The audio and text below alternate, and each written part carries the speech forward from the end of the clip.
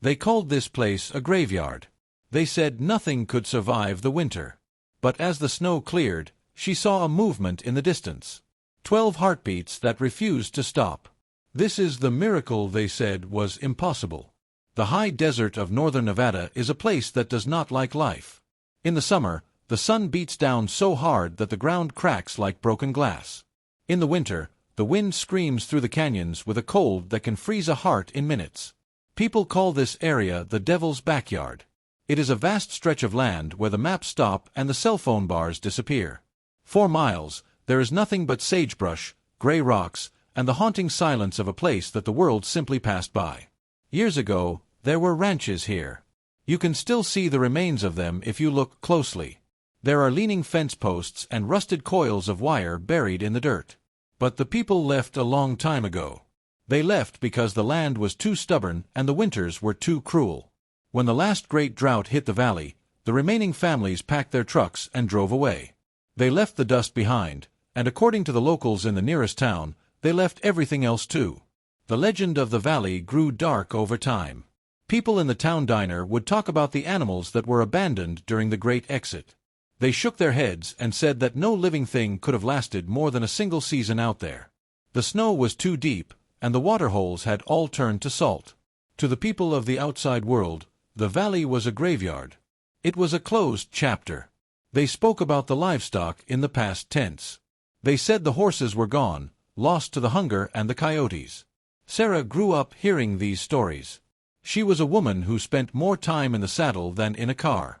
She knew that nature was harsh, but she also knew that life was stubborn. Every time she looked toward the jagged purple mountains on the horizon, she felt a strange pull. The locals warned her to stay away. They told her there was nothing left to see but old bones and empty wind. They said it was a waste of gasoline to even drive out to the perimeter fence. But Sarah had a reason to doubt the legends. She had spent weeks studying satellite photos and talking to old pilots who flew mail across the desert. One pilot mentioned seeing movement near a hidden spring that was not on any modern map. It was just a flicker of color against the white snow, but it was enough to spark a fire in her mind. She did not believe the valley was empty. She felt, deep in her gut, that something was still breathing out there in the cold. She spent months preparing her gear. She packed extra hay, heavy blankets, and medical kits.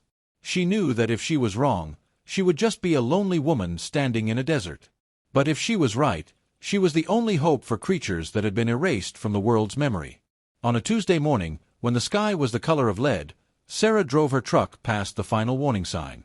She entered the silence of the Devil's Backyard, ready to find out if the legend of the graveyard was a lie. The wind cut through the glass of the windshield like a knife. Sarah kept her eyes fixed on the horizon, where the gray earth met the heavy sky. She had been driving for 6 hours, and the road had long since turned into a rough trail of rocks and deep sand. Every mile felt like a step back in time. The silence out here was heavy, the kind of silence that makes you hear your own heartbeat. She stopped the truck near a jagged ridge that locals called the Broken Spine. From here, the valley opened up into a wide, golden bowl of dead grass and frozen mud. Sarah stepped out of the vehicle and felt the mountain air hit her lungs. It was bitter and thin. She grabbed her binoculars and began to scan the vast distance. For a long time, she saw nothing but the swaying of dry brush and the shadows of clouds moving across the ground. Then, she saw a flicker. It was a tiny speck of dark brown against the pale yellow grass, miles away near the base of a canyon wall. Her hands shook slightly as she adjusted the focus. The speck moved, and then another appeared behind it. Then another. Her breath caught in her throat. These were not shadows. These were living, breathing shapes. Sarah did not wait. She climbed back into the truck and drove as close as the terrain would allow. When the rocks became too sharp for tires, she continued on foot. The hike was brutal. Every step through the crusty snow and loose gravel burned her legs, but the adrenaline kept her moving. She stayed downwind, keeping her body low so she would not spook whatever was waiting in the distance. As she cleared the final rise of a small hill, the full picture came into view. There, huddled in the shelter of a high stone wall, were the horses. She counted them one by one. There were 12 in total. They were a ragged, ghostly sight. Their ribs showed clearly through their winter coats, and their manes were a tangled mess of burrs and dried mud. They looked like creatures made of dust and bone, yet they were standing. In the center of the group was a large, black stallion. He was scarred and thin, but he stood with a quiet strength that stopped Sarah in her tracks. He was the anchor of the herd. He watched her with an eye that was sharp and wild. He did not run. He was too tired to run, but he stepped forward, placing himself between Sarah and the smaller mares and colts. It was a display of raw, natural protection that brought tears to her eyes. The horses were eating the dry, frozen nubbin of a bush that offered almost no nutrition. They were licking the frost off the rocks for moisture. It was a miracle of biology. According to every book and every expert, these animals should have been dead months ago. They were survivors of a world that had turned its back on them. They were the living proof that the legend of the graveyard was wrong. Sarah stayed perfectly still for a long time. She wanted them to get used to her scent and her presence. The wind died down for a moment, and in that brief quiet, she heard the low, rhythmic sound of their breathing. It was the most beautiful sound she had ever heard. She realized then that finding them was only the beginning. These 12 horses were fighting for every second of their lives, and they were losing the battle against the coming night. She looked at the black stallion, and in her heart, she made a silent promise. The world might have forgotten them, but she never would. To understand how these 12 horses were still standing, Sarah had to look at the ground beneath their hooves. There was no grass here. There was only the bitter, gray scrub of the high desert and the frozen dust of a land that had forgotten the meaning of rain. She sat on a cold stone, keeping her distance, and watched the rhythm of their struggle. It was a slow and painful dance with death that happened every single hour of every single day. The story of their abandonment was a common tragedy in the valley. Years ago, the ranch that owned this land went bankrupt in the middle of a record-breaking drought. When the trucks came to haul the livestock away, these 12 had been deep in the canyons, hiding from the noise and the dust. The gates were locked, the wells were turned off, and the people simply drove away. They assumed the wild would take care of the rest. For the world, these horses ceased to exist the moment the tail lights faded into the horizon. But the horses did not know they were supposed to disappear. They had the memory of the herd and the instinct of the wild. The black stallion, whom Sarah named Ghost, had taken charge from the first night. He knew where the hidden springs were, tiny cracks in the mountain rock where water dripped like slow tears. In the heat of the summer, he led them to the high ridges where the air was a few degrees cooler. In the winter, he brought them down into the belly of the canyons to hide from the wind that could strip the skin from a man's face. The struggle was etched into their bodies. Sarah watched a young mare try to chew on the bark of a dead cottonwood tree. There was no nutrition in the wood, but it kept the stomach from cramping with the pain of hunger. The horses had learned to eat things that no horse should eat. They ate dry weeds, thorny bushes, and even the manes of one another out of sheer desperation. Their ribs were like the rafters of a broken house, pushing against skin that was scarred by the briars and the rocks. Sleep was a luxury they could rarely afford. In the high desert, if a horse lies down for too long in the snow, the cold seeps into the bones and never leaves. They slept standing up, huddling in a tight circle to share the fading warmth of their bodies. Ghost always stood on the outside of the circle, his head high, watching the shadows for the mountain lions that followed the scent of the weak. He was the shield that kept the cold and the teeth away from the smaller colts. Sarah saw a small foal, no more than a year old, leaning its head against the flank of an older mare.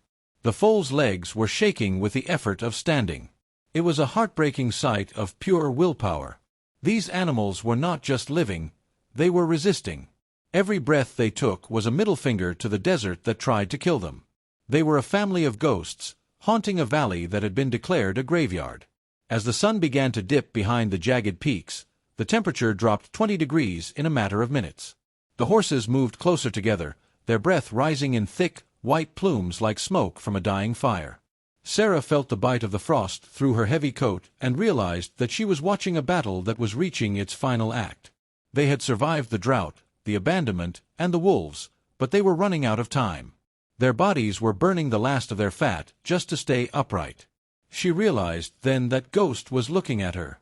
He wasn't looking with fear, but with a strange, heavy exhaustion. It was as if he was tired of being the only one holding the line. He was a king with no kingdom, protecting a herd that was fading away. The struggle for survival had been won for 1,000 days, but without a miracle, they would not win the 1,000th. Sarah gripped her bag of grain, her heart pounding against her ribs. The battle was no longer just theirs. It was hers too. The sun had not yet risen when Sarah returned to the edge of the valley. The air was so cold it felt like breathing broken glass, but she was not alone this time. Behind her truck sat a long horse trailer, and beside her stood Pete, an old veterinarian who had spent 40 years working with the toughest animals in the state. They knew the stakes. If the horses didn't move today, the coming blizzard would bury them where they stood. The mission was not a simple matter of whistling and waiting. These were animals that had learned to fear the world. To them, a human was just another predator, and a trailer was a metal trap. Sarah and Pete began by unloading small piles of high-quality alfalfa hay near the canyon entrance. The scent of the sweet, green grass drifted on the wind, hitting the herd like a physical force. From the shadows of the rocks, Ghost appeared first. He was cautious, his nostrils flaring as he tasted the air. He looked at the hay, then at Sarah, then back at his weakening herd. The internal struggle was visible in the way he tossed his head. He was the protector, and his every instinct told him to run. But he looked at the young foal, whose legs were buckling, and he made a choice. He stepped forward and took a mouthful of the grass. It was the first real meal he had eaten in years. "We have to be patient," Pete whispered, his voice low and steady. "If we rush them, they'll scatter into the mountains, and we'll never find them again." Hours passed. Sarah sat in the dirt, letting the cold seep into her boots, showing the horses that she was not a threat. One by one, the other 11 horses followed their leader. They ate with a desperation that was painful to watch. As they ate, Sarah began the slow process of narrowing the space. She used portable lightweight fencing to create a funnel toward the trailer. The tension peaked when it came time to load the first horse. The goal was to get the lead mare inside so the others would follow. But as soon as the metal ramp rattled, the herd spooked. Ghost reared up, his hooves striking the frozen earth with a sound like thunder. The horses began to circle, their eyes showing the whites of terror. "Stay calm, Sarah," Pete warned. "Talk to them." Sarah stepped into the circle. She didn't use a rope or a whip. She used her voice. She spoke about the warm barns, the buckets of clean water, and the fields of tall grass that waited for them. She looked Ghost directly in the eye. For a long minute, the world stood still. The wind died down, and the only sound was the heavy breathing of the black stallion. He looked at the woman who had brought the hay, and he lowered his head. He walked toward her, huffing a warm cloud of breath against her shoulder. With Ghost leading the way, the fear seemed to evaporate. He walked onto the trailer first, his heavy hooves echoing on the floorboards. The others followed him like a line of soldiers. The young foal was the last to enter, too weak to jump the gap. Sarah had to physically lift the small creature, feeling the sharp points of its ribs against her arms. As she closed the heavy metal latch, she felt a wave of relief so strong it made her dizzy. They were in. For the first time in years, the 12 horses were safe. As the truck pulled away from the Devil's Backyard, Sarah looked back at the empty valley. The graveyard was finally empty. The legend was over, and a new story was beginning. The rescue mission was a success, but the journey toward healing was just starting. The transformation did not happen overnight. For the first few weeks at the rescue sanctuary, the 12 horses were like shadows of their former selves. They stood in the sun-drenched corrals, hesitant to move, as if they expected the fences to vanish and the bitter wind to return. Their bodies were so depleted that Pete, the vet, had to feed them in tiny, careful portions. Too much food too fast would have overwhelmed their fragile systems. Slowly, the desert began to wash away. The matted, dusty hair fell out in clumps, replaced by sleek, shining coats that caught the light.